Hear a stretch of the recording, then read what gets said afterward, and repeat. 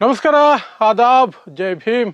ನಾನು ನಿಮ್ಮ ಭಾಗ್ಯನಾರಾಯಣ ಬೊಗವರಪು. ನೀವು ನೋಡ್ತಾ ಇದ್ದೀರಿ ಸುದ್ದಿ ಸರ್ಕಲ್.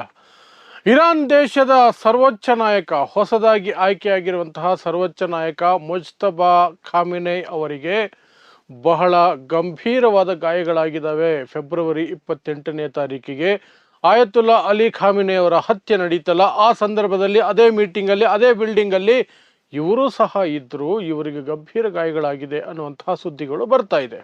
ಇಷ್ಟು ದಿನ ಒಂದು ಅನುಮಾನ ಇತ್ತು, ಯಾಕೆಂದರೆ ದೇಶದ ಸರ್ವೋಚ್ಚ ನಾಯಕನಾಗಿ ಆಯ್ಕೆಯಾದ ನಂತರವೂ ಸಹ ಎಲ್ಲೂ ಸಹ ಬಹಿರಂಗವಾಗಿ ಅವರು ಕಾಣಿಸ್ಕೊಂಡಿರಲಿಲ್ಲ. ಆದರೆ ಕೆಲವರು ಅವರ ಸಮರ್ಥಕರು ಹೇಳ್ಕೊಂಡು ಬಂದಿದ್ದು, ಅವರು ಈ ಹಿಂದಿನಿಂದಲೂ ಸಹ ಬಹು ಮುಖ್ಯ ಜವಾಬ್ದಾರಿಯಲ್ಲಿ ಇದ್ದಾಗಲೂ ಸಹ ಪಬ್ಲಿಕ್ ಆಗಿ ಹೆಚ್ಚು ಕಾಣಿಸ್ಕೊಳ್ತಿರ್ಲಿಲ್ಲ ಅಂತಲೇ. ಆದರೆ ಈಗ ಕೆಲವು ಮಾಧ್ಯಮಗಳು, ದ ಗಾರ್ಡಿಯನ್ ಅನ್ನುವಂತಹ ಬ್ರಿಟಿಷ್ ಪತ್ರಿಕೆ ಪ್ರಕಟ ಮಾಡ್ತಿದೆ, ಅವರಿಗೆ ಗಂಭೀರ ಗಾಯಗಳಾಗಿದ್ದಾವೆ, ಕಾಲು ಕಟ್ ಮಾಡಿದ್ದಾರೆ, ಲಿವರ್ ಡ್ಯಾಮೇಜ್ ಆಗಿದೆ. ಮತ್ತು ಅದನ್ನು ಒಂದು ದೇಶದ ರಾಯಭಾರಿ, ಇರಾನ್ನ ರಾಯಭಾರಿ ಆ ದೇಶದಲ್ಲಿ ಇದ್ಕೊಂಡು ಅವರು ಸಹ ಇರಬಹುದು ಅನ್ನುವ ಸುದ್ದಿ ನನಗೂ ಇದೆ ಅಂತ ಕನ್ಫರ್ಮ್ ಮಾಡಿದ್ದಾರೆ. ಸೊ ಅದ್ರ ಬಗ್ಗೆ ಕಂಪ್ಲೀಟ್ ಡೀಟೇಲ್ಸ್ ಕೊಡ್ತೀನಿ. ಏನು ಇವರ ಪರಿಸ್ಥಿತಿ, ಮುಜ್ತಬಾ ಖಾಮಿನೈ ಅವರ ಪರಿಸ್ಥಿತಿ ಏನಾಗಿದೆ, ಮತ್ತು ಅವರ ಪರಿಸ್ಥಿತಿ ತುಂಬ ಕಠಿಣವಾಗಿದ್ದರೂ ಸಹ ಇದ್ದಕ್ಕಿದ್ದ ಹಾಗೆ ಅವರದ್ದು ಅಂತ ಹೇಳಲಾದ ಮೆಸೇಜನ್ನು ಅಥವಾ ಸಂದೇಶವನ್ನು ದೇಶಕ್ಕೆ ಅವರು ಕೊಟ್ಟಿದ್ದಾರೆ ಅನ್ನುವಂಥ ಸಂದೇಶವನ್ನು ಇರಾನ್ನ ಸರ್ಕಾರಿ ಮಾಧ್ಯಮ, ಸರ್ಕಾರಿ TV ಓದಿದೆ, ಪ್ರಕಟಿಸಿದೆ. ಸೊ ಅದರಲ್ಲಿ ಏನಿದೆ ಅದನ್ನು ಸಹ ನೋಡುವಂತಹ ಪ್ರಯತ್ನವನ್ನು ಮಾಡೋಣ. ಸೊ ಮೊದಲಿಗೆ ನಿಮಗೆಲ್ಲ ಗೊತ್ತಿದೆ, ಫೆಬ್ರವರಿ 28ನೇ ತಾರೀಕು ಸಂಧಾನ ಮಾತುಕತೆಗಳ ನಡುವೆ, ಸಂಧಾನ ಅಥವಾ ಯುದ್ಧ ಪೂರ್ವ ಮಾತುಕತೆಗಳ ನಡುವೆನೇ ದ್ರೋಹದಿಂದ, ಮೋಸದಿಂದ ಅಮೆರಿಕ ಮತ್ತು ಇಸ್ರೇಲ್ ಇರಾನ್ ಮೇಲೆ ದಾಳಿ ನಡೆಸಿದ್ವು.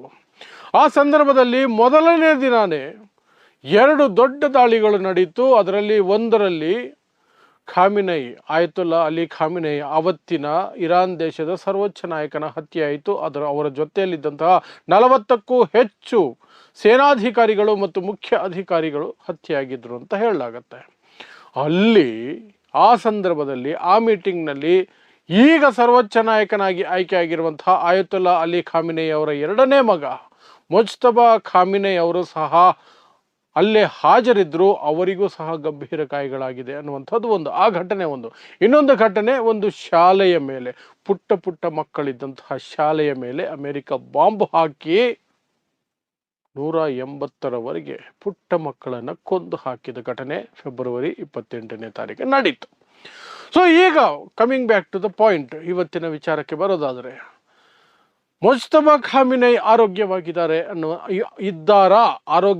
ಇದ್ದಾರಾ ಅನ್ನುವಂತಹ ಪ್ರಶ್ನೆಗಳು ಮೊದಲನೇ ದಿನದಿಂದಲೇ ಕೇಳಿ ಬರ್ತಾ ಇತ್ತು. ಯಾವಾಗಂದರೆ ಅಲಿ ಖಾಮಿನೈ ಹತ್ಯೆ ಆದ ತಕ್ಷಣವೇ ಮುಂದಿನ ಸರ್ವೋಚ್ಚ ನಾಯಕ ಯಾರು ಅನ್ನುವ ಪ್ರಶ್ನೆ ಬಂದಾಗ ಇವರ ಹೆಸರು, ಮುಜ್ತಬಾ ಖಾಮಿನೈ ಅವರ ಹೆಸರು ಮುಂಚೂಣಿಯಲ್ಲಿದ್ದಾಗಲೇ ಎಲ್ಲಿ ಅವರು ಕಾಣಿಸ್ಕೊಳ್ತಿಲ್ವಲ್ಲ, ಎಲ್ಲೂ ಕಾಣಿಸ್ತಿಲ್ಲ, ಸಂದೇಶ ಇಲ್ಲ, ವಿಡಿಯೋ ಇಲ್ಲ, ಆಡಿಯೋ ಇಲ್ಲ, ಎಂಥದ್ದು ಇಲ್ಲ ಅನ್ನುವಂತಹ ಪ್ರಶ್ನೆಗಳು ಬರ್ತಾ ಇತ್ತು.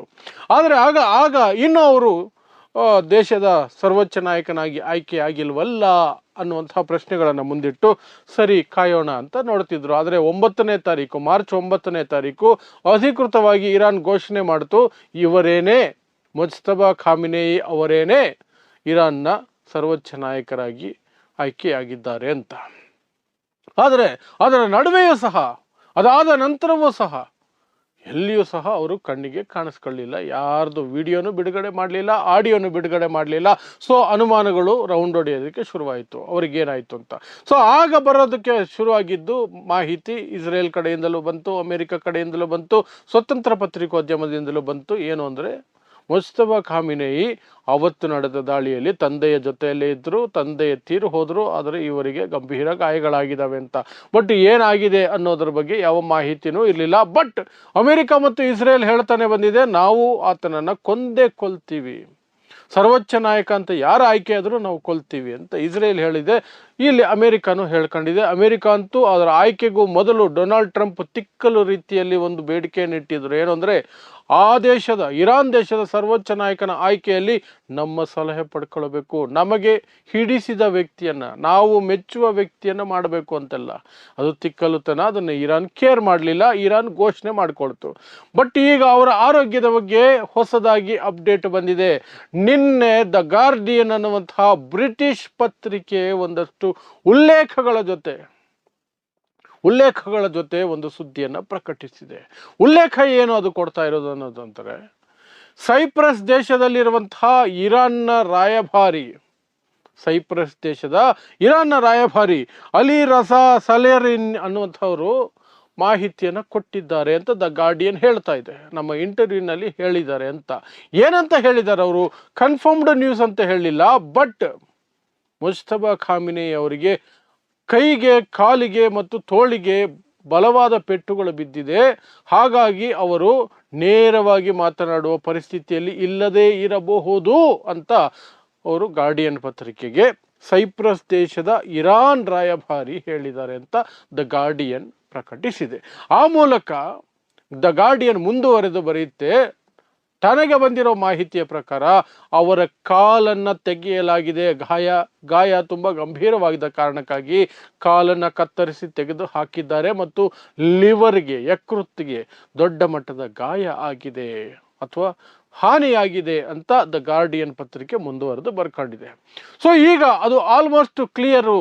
ಹೌದು, ನಿಜ ಇರಬೇಕು. ಅದಕ್ಕೆ ಅವರೆಲ್ಲೂ ಕಾಣ್ತಿಲ್ಲ, ಎಲ್ಲೂ ಹೊರಗಡೆ ಬಂದಿಲ್ಲ, ಮುಖ ತೋರಿಸಿಲ್ಲ, ಸಂದೇಶ ಕೊಟ್ಟಿಲ್ಲ, ವಿಡಿಯೋ ಸಂದೇಶ ಇಲ್ಲ, ಆಡಿಯೋ ಸಂದೇಶ ಇಲ್ಲ, ಎಂಥದೂ ಇಲ್ಲ ಅನ್ನುವಂತಹ ಚರ್ಚೆಗಳು ನಡೆಯುವುದರ ನಡುವೆನೆ ಇದ್ದಕ್ಕಿದ್ದ ಹಾಗೆ ಇರಾನ್ನ ಸರ್ಕಾರಿ ಸ್ವಾಮ್ಯದ TV ಚಾನಲ್ ಒಂದು ಸುದ್ದಿಯನ್ನು ಪ್ರಕಟಿಸಿತು. ಅದೇನು ಅಂದರೆ, ಸರ್ವೋಚ್ಚ ನಾಯಕರಾಗಿರುವಂತಹ ಮುಜ್ತಬಾ ಖಾಮಿನಿಯವರು ದೇಶವನ್ನು ಉದ್ದೇಶಿಸಿ ಸಂದೇಶವನ್ನು ಕಳಿಸಿದ್ದಾರೆ, ನಾವು ಓದ್ತೀವಿ ಅಂತ ಹೇಳಿ ಅದು ಸಂದೇಶವನ್ನು ಓದ್ತು. ಏನಿದೆ ಆ ಸಂದೇಶದಲ್ಲಿ ಇರುವಂಥದ್ದು, ಹೊರ್ಮುಜ್ ಸ್ಟ್ರೈಟ್ ಏನಿದೆ ಅಲ್ಲ, ಅದರ ಬ್ಲಾಕೇಡ್, ಅದನ್ನು ಬಂದ್ ಮಾಡಿಟ್ಟಿದ್ದಾರಲ್ಲ, ಅದು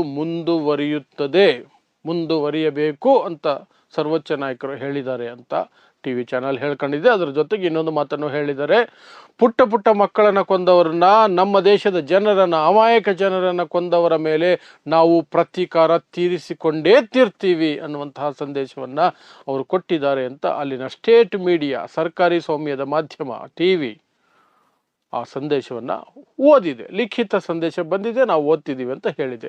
ಅಲ್ಲಿಗೆ ಇನ್ನೊಂದಷ್ಟು ಅನುಮಾನಗಳು ಅವರ ಆರೋಗ್ಯದ ಬಗ್ಗೆ ಇನ್ನೂ ದಟ್ಟವಾಗೋದಕ್ಕೆ ಇದೊಂದು ಅವಕಾಶ ಮಾಡಿಕೊಡುತ್ತೆ. ಯಾಕೆಂದರೆ ಕನಿಷ್ಠ ವಾಯ್ಸ್ ರೆಕಾರ್ಡಿಂಗ್ ಆದರೂ ಕಳಿಸ್ಬೋದಾಗಿತ್ತು, ವಿಡಿಯೋ ಮಾಡಿ ಕಳಿಸ್ಬೇಕಾಗಿತ್ತು ಅವರು ಆರೋಗ್ಯವಾಗಿದ್ದಿದ್ರೆ. ಇಲ್ಲ, ಏನೋ ಸಮಸ್ಯೆ ಆಗಿದೆ. ಹಾಗಾದರೆ ಅಷ್ಟು ಗಂಭೀರವಾಗಿರುವಂತಹ ವ್ಯಕ್ತಿಯನ್ನು ಯಾಕೆ ಇವರು ಸರ್ವೋಚ್ಚ ನಾಯಕನಾಗಿ ಆಯ್ಕೆ ಮಾಡಿಕೊಂಡ್ರು? ಬೇರೆ ಆಯ್ಕೆಗಳಿತ್ತಲ್ಲ. ಅದರ ಜೊತೆಗೆ ಆಯತುಲ್ಲಾ ಅಲಿ ಖಾಮಿನಿ ಅವರು ವಿಲ್ ಬರೆದಿಟ್ಟಿದ್ರು, ನನ್ನ ವಂಶದಿಂದ ಅಥವಾ ನನ್ನ ಮಕ್ಕಳು, ನನ್ನ ಮಗ ಮುಂದಿನ ಸರ್ವೋಚ್ಚ ನಾಯಕ ಆಗಬಾರ್ದು, ಅದು ವಂಶ ಪಾರಂಪರ್ಯ ಆಗಿಬಿಡುತ್ತೆ, ಅದು ಬೇಡ ಅಂತ ಅವರು ಬರೆದಿಟ್ಟಿದ್ರು. ಅದನ್ನೂ ಮೀರಿ ಅಲ್ಲಿದ್ದಂತಹ ತಂಡ, ಎಕ್ಸ್ಪರ್ಟ್ಗಳ ಟೀಮ್ ಏನಿದೆ ಅದು ಇವರನ್ನೇ ಯಾಕೆ ಆಯ್ಕೆ ಮಾಡಿಕೊಳ್ತು? ಬೇರೆ ಕಾರಣಗಳಿರಬಹುದು. ಅಷ್ಟು ದಿನ 8 ದಿನ ವೆಯ್ಟ್ ಮಾಡಿದ್ರಲ್ಲ, 8 ದಿನ ಅಲ್ಲ, ಸುಮಾರು 10 ದಿನ ವೆಯ್ಟ್ ಮಾಡಿದ್ರಲ್ಲ, ಮುಖ್ಯಸ್ಥನನ್ನು ಅಥವಾ ಸರ್ವೋಚ್ಚ ನಾಯಕನನ್ನು ಆಯ್ಕೆ ಮಾಡಿ ಅದರ ಘೋಷಣೆ ಮಾಡ್ದೇನೆ. ಆಗಲೇ ಅವರು ಗಂಭೀರವಾಗಿದ್ದಾರೆ ಅನ್ನೋ ಕಾರಣಕ್ಕೇನೆ ಅವರು ಜೀವಂತವಾಗಿ ಉಳಿತಾರ ಇಲ್ವ ಅಂತ ನೋಡೋದಕ್ಕೆ 10 ದಿನ ವೆಯ್ಟ್ ಮಾಡಿದ್ರು ಇದ್ದಿರಬಹುದು. ಈಗ ಕಾಲು ಕಳ್ಕೊಂಡಿದ್ರು ಅಥವಾ ಬೇರೆ ಏನಾದರೂ ಆಗಿದ್ರು ಸಹ ಅವರಿಗೆ ಮುಂದೆ ರಿಕವರ್ ಆಗ್ತಾರೆ, ಸಾರ್ವಜನಿಕ ಜೀವನದಲ್ಲಿ ತೊಡಗಿಸಿಕೊಳ್ಳುವ ಶಕ್ತಿ ಇರುತ್ತೆ ಅವರಿಗೆ ಅನ್ನೋ ಕಾರಣಕ್ಕೆ ಅದರ ಕನ್ಫರ್ಮೇಷನ್ ಸಿಕ್ಕಿದ ನಂತರ ಘೋಷಣೆ ಮಾಡಿರಬಹುದು 9ನೇ ತಾರೀಕು, ಮಾರ್ಚ್ 9ನೇ ತಾರೀಕು. ಮತ್ತು ಅವರು ಈಗ ಚಿಕಿತ್ಸೆಯ ಹಾದಿಯಲ್ಲಿ ಇರಬೇಕಾದ್ರೆ ಅವರು ಇದ್ದಾರೆ, ಆದರೆ ಸಂದೇಶ ಕೊಡುವ ಪರಿಸ್ಥಿತಿಯಲ್ಲಿ ಇಲ್ಲ ಅನ್ನೋ ಕಾರಣಕ್ಕಾಗಿ ಯಾವುದೋ ಒಂದು ಮೂಲದಿಂದ ಅವರ ಸಂದೇಶ ಕೊಟ್ಟಿದ್ದಾರೆ ಅಂತ ದೇಶದ ಜನತೆಗೆ ಕೊಟ್ಟಿರೋ ಸಾಧ್ಯತೆಗಳಿದ್ದಾವೆ. ಸೊ ಮುಂದಿನ ದಿನಗಳಲ್ಲಿ ಅದು ಗೊತ್ತಾಗುತ್ತೆ. ಇನ್ನು ಇಷ್ಟೆಲ್ಲ ಆದಮೇಲೆ ಸರಿ, ಹಾಳಾಗೋಗ್ಲಿ, ಮುಜ್ತಬಾ ಖಾಮಿನಿ ಸತ್ತೇ ಹೋದ್ರು ಅಂತಲಾದರೂ ಇಟ್ಕೊಳ್ಳಿ, ಏನಾದರೂ ವ್ಯತ್ಯಾಸ ಆಗುತ್ತಾ ಈ ಯುದ್ಧದಲ್ಲಿ? ಸರ್ವೋಚ್ಚ ನಾಯಕ ಇಲ್ಲದೇನೆ IRGC ಇಲ್ಲಿಯವರೆಗೆ ಅಮೆರಿಕ ಮತ್ತು ಇಸ್ರೇಲ್ಗೆ ಕೊಟ್ಟಿರೋ ಕಾಟ ಇದೆಯಲ್ಲ, ಅದನ್ನು ನೋಡಿದ್ರೆ ಸರ್ವೋಚ್ಚ ನಾಯಕ ಸತ್ತು ಹೋದರೆ ಆ ಜಾಗಕ್ಕೆ ಇನ್ನೊಬ್ಬರು ಬರಲ್ವಾ? ಅಥವಾ ಆ ಗ್ಯಾಪಲ್ಲಿ IRGC ಏನಾದ್ರು ಶರಣಾಗ್ಬಿಡುತ್ತಾ? ಸಾಧ್ಯನೇ ಇಲ್ಲ. ಅದರ ಹೋರಾಟದ ಕಿಚ್ಚು ಮಾಡಿರುವ ಪ್ರತಿದಾಳಿ, ತೋರಿಸಿರುವ ಪ್ರತಿರೋಧ ಇದೆಯಲ್ಲ, ಅದನ್ನು ನೋಡಿದ್ರೆ ಸ್ಪಷ್ಟವಾಗಿ ಗೊತ್ತಾಗುತ್ತೆ. ಸರ್ವೋಚ್ಚ ನಾಯಕ ಅನ್ನೋದು ಅವರಿಗೆ ಒಂದು ಆರ್ಡರ್ ಕೊಡುವಂಥ ಒಂದು ಮಾಧ್ಯಮ ಅಷ್ಟೇ. IRGC ಸರ್ವೋಚ್ಚ ನಾಯಕ ಇಲ್ಲದೇನೂ ತನ್ನ ದೇಶದ ರಕ್ಷಣೆಯನ್ನು ಮಾಡಬಲ್ಲದು ಮತ್ತು ವಿರೋಧಿಗಳಿಗೆ, ಶತ್ರುಗಳಿಗೆ ಸರಿಯಾದಂತಹ ಪೆಟ್ಟನ್ನು ಕೊಡಬಲ್ಲದು ಅನ್ನೋದನ್ನು ನಾವು ದಿನಾ ಓದ್ತಾ ಇದ್ದೀವಿ. ಇರಾನ್ಗೆ ತುಂಬ ನಷ್ಟ ಆಗ್ತಿದೆ, ಅದು ಬೇರೆ ವಿಚಾರ. ಆದರೆ ಇರಾನ್ ಒಬ್ಬಂಟಿಯಾಗಿ ಇಷ್ಟು ದೊಡ್ಡ ಶಕ್ತಿಗಳ ವಿರುದ್ಧ ನಿಂತಿದೆಯಲ್ಲ, ಹಾಗಿರ್ಬೇಕಾದ್ರೆ ಮುಜ್ತಬಾ ಖಾಮಿನೇಯಿ ಸತ್ತೇ ಹೋದರೂ ಸಹ ಈ ಯುದ್ಧದಲ್ಲಿ ಯಾವ ವ್ಯತ್ಯಾಸನೂ ಆಗಲ್ಲ. ಆ ಜಾಗಕ್ಕೆ ಇನ್ನೊಬ್ಬರು ಬರ್ತಾರೆ ಅಷ್ಟೇ. ಇದು ಯುದ್ಧ ಭೂಮಿಯಲ್ಲಿ ಕಮಾಂಡರ್ ಸತ್ತ ನಂತರ ಸೈನ್ಯ ಏನು ಓಡೋಗೋದಿಲ್ಲ, ಶರಣಾಗೋದಿಲ್ಲ. ಇನ್ನೊಬ್ಬರು ನೆಕ್ಸ್ಟ್ ರ್ಯಾಂಕಲ್ಲಿರೋರು ಕಮಾಂಡರ್ ಆಗ್ತಾರಲ್ಲ, ಅದೇ ರೀತಿ ಇದು ಅಷ್ಟೇ. ಸೊ ಇದಿಷ್ಟು ಮುಜ್ತಬಾ ಖಾಮಿನೇಯಿ ಅವರ ಕುರಿತಾಗಿ ಬಂದಿರುವಂತಹ ಸುದ್ದಿ. ಅದರಲ್ಲೂ ವಿಶೇಷವಾಗಿ ದ ಗಾರ್ಡಿಯನ್ ಅನ್ನುವಂತಹ ಪತ್ರಿಕೆ, ಒಂದು ರಾಯಭಾರಿ ಕಚೇರಿಯ ರಾಯಭಾರಿ ಇದ್ದಾರೆ, ಅವರ ಮೂಲಕ ಬಂದಿದೆ ನಮಗೆ ಮಾಹಿತಿ, ಅಥವಾ ಅವರ ಇಂಟರ್ವ್ಯೂ ಮಾಡಿದ್ದೀವಿ ಅಂತ ಹೇಳಿ ಪ್ರಕಟಿಸಿರುವಂತಹ ಸುದ್ದಿಯ ವಿವರಗಳು. ಇಂತಹದೇ ವಿಶೇಷ ಸುದ್ದಿಗಳಿಗಾಗಿ ನೋಡ್ತಾ ಇರಿ ಸುದ್ದಿ ಸರ್ಕಲ್. ನಾನು ನಿಮ್ಮ ಭಾಗ್ಯನಾರಾಯಣ ಬೊಗವರಪೋ.